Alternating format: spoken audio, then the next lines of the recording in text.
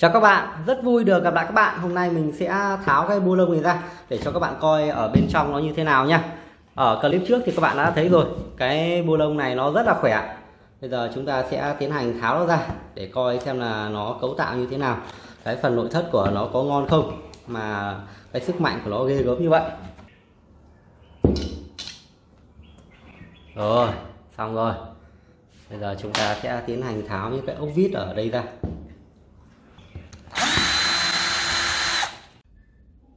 Bây giờ chúng ta sẽ cùng xem ở bên trong chiếc máy bu lông của Dream Pro này có gì nha các bạn. Các bạn sẽ tháo cái phần này ra này. Đó, các bạn từ từ tháo nha. Đó, cẩn thận nó bùng hết ra. Rồi, đây là bên trong các bạn ạ. Các bạn có thể thấy cái cụm T của máy rất là lớn luôn các bạn. Bây giờ mình sẽ tháo ra để cho các bạn nhìn gần hơn nha.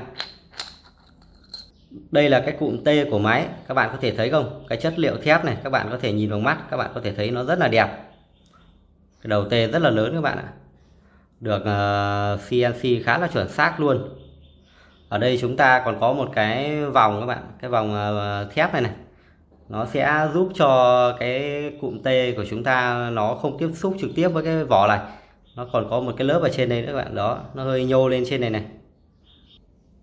Cái cụm T này các bạn, cái cụm T thì nó sẽ ăn vào cái búa ở dưới này. Đây, nó sẽ ăn vào như thế này, nó sẽ đập như thế này để làm lỏng cái con ốc, lỏng cái con bu lông của chúng ta ra. Giống như việc các bạn dùng búa các bạn gõ xuống như thế này này. Đây mình sẽ làm cho các bạn coi nhé.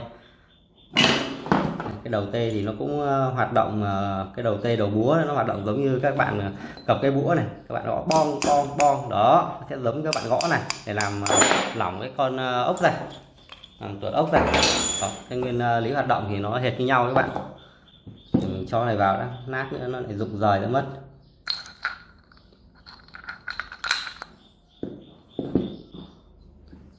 Bây giờ mình sẽ tháo cái cụm búa này ra cho bạn coi nha. Nhiều dầu mỡ quá.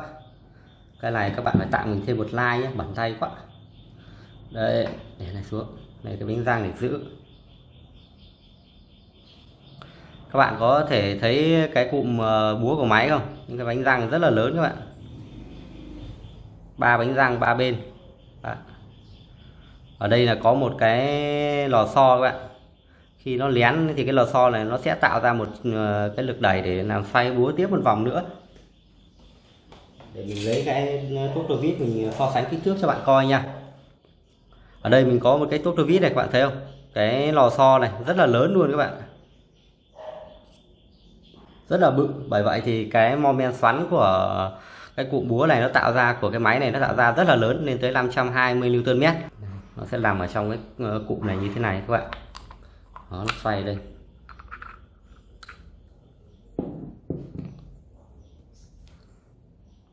Đây là cái phần chính ở bên trong các bạn. Chính bên trong thì gồm cái động cơ thôi. Bây giờ mình sẽ bỏ tiếp ra cho các bạn coi nha. Để tạo cái vòng này ra đã.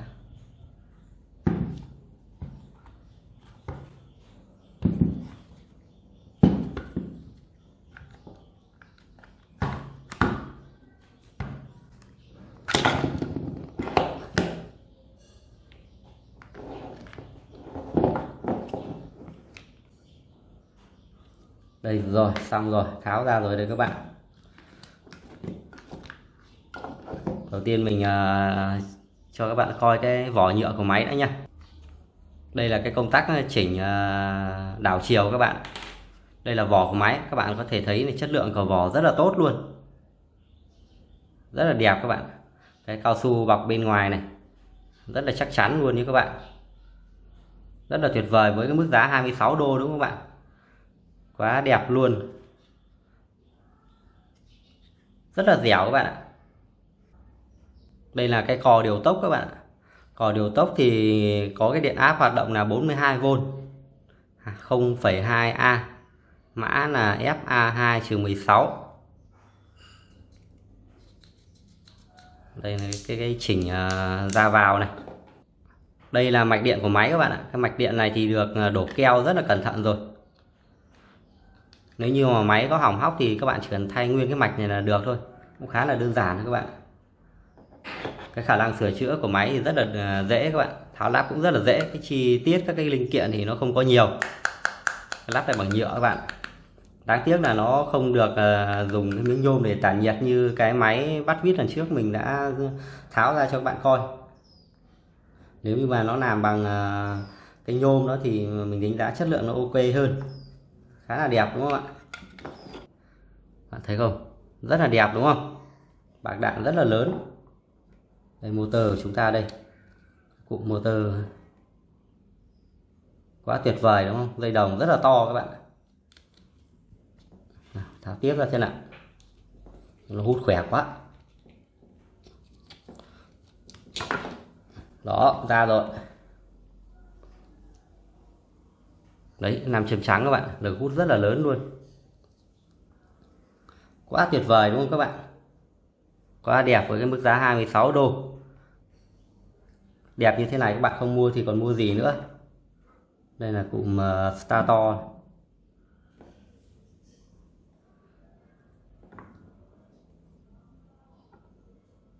Chất lượng rất là chất lượng các bạn. Chúng xoay lại cái cho dây điện nó đỡ rối.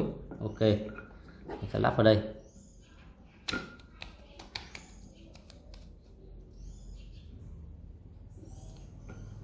Rất là đơn giản đúng không các bạn? Cái này thì các bạn cứ tháo lắp thoải mái, không sợ nhầm lẫn hỏng hóc gì đâu. Cấu tạo nó đơn giản lắm. Bây giờ chúng ta sẽ gắn nó lại. Sau khi đã gắn lại chắc chắn rồi, những cái G này nó đã vào đúng vị trí của nó rồi, các bạn có thể giữ tay, các bạn kiểm tra lại cái rotor coi nó quay ổn chưa, nó có mắc gì không, vậy là được. Rất là chắc chắn rồi đúng không ạ? Bây giờ chúng ta sẽ lắp các cái bộ phận khác vào, rồi chúng ta sẽ gắn vỏ lại. Đây là các bạn sẽ tiếp đến các bạn gắn cái phần cò đảo chiều. Nó sẽ không gắn nhầm được đâu, các bạn cứ yên tâm nhé, nó chỉ gắn được một chiều thôi. Đây là có cái lẫy đây, các bạn gắn nó vào, đặt dây điện cho nó gọn gàng để cho nó không chạm vào nhau, nó tránh vào cái ốc vít nó gây đất dây điện, vậy là được. Sau đó thì các bạn sẽ lên kiểm tra qua một lượt xem nút bấm nó ok chưa. Ngon lành rồi, mọi thứ đều chắc chắn ngon lành. Xong rồi, có cái dây đeo nữa. Sau đó chúng ta sẽ đóng nắp lại.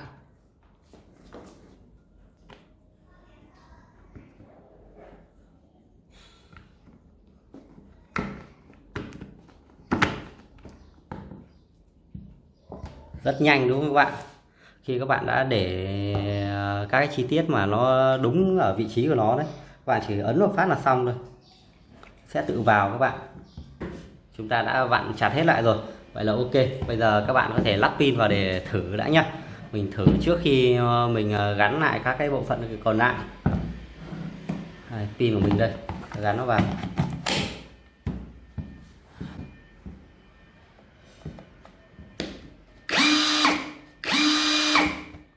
Các bạn thấy không, chạy êm rồi đấy, vậy là được đúng không ạ? Quạt cũng chạy, nó không vướng mắc gì cả. Các cái nút bấm này, bây giờ chúng ta sẽ kiểm tra nút bấm hoạt động chưa. Rất là nhẹ nhàng đúng không ạ? Tiếp theo các bạn để ý này, ở đây có một cái bánh răng. Bánh răng này thì các bạn sẽ phải lắp vào đây, nó có hai cái ngạnh các bạn, cái ngạnh ở đây này. Bạn thả nó vào đúng cái vị trí của nó là được.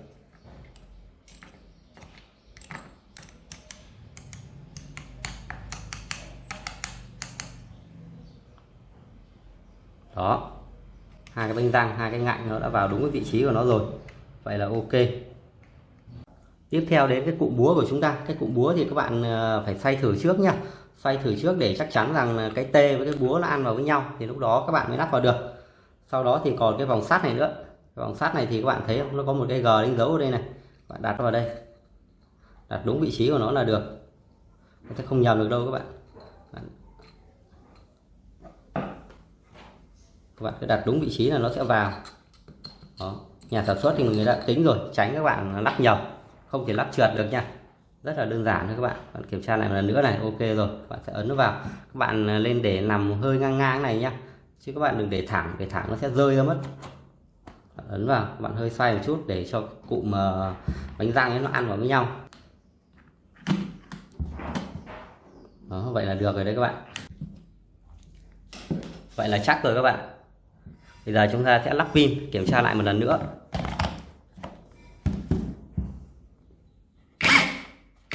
Mình vừa chia sẻ với bạn cách tháo lắp và cũng như là cho các bạn nhìn thấy bên trong của cái chiếc máy bu lông của Dream Pro. Với cái mức giá 26 đô thì các bạn thấy gì đó, chất lượng hoàn thiện rất là ok. Thì hy vọng qua clip này các bạn có thể lựa chọn được chiếc máy nó phù hợp với nhu cầu sử dụng của mình. Cảm ơn các bạn, hẹn gặp lại các bạn ở trong các cái clip tiếp theo. Chào các bạn.